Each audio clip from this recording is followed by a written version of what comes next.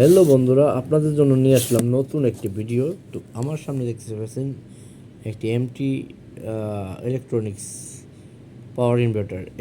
এইটা কিনে আনছি আজকে আমার বাড়িতে, গ্রামের বাড়িতে ওয়াইফাই লাইন এবং অন্য লাইন চালানোর জন্য, যাতে কারেন্ট না থাকলে এটি চালাতে পারি। শুধু ছোট একটি ওয়ার্ড আনছি, জানি না এটা কী হবে। দেখেন এখানে দেওয়া আছে একটি ব্যাটারি দিয়ে আপনি কী কী চালাতে পারবেন, সেগুলো সব লেখা আছে, এখানে তথ্য দেওয়া আছে।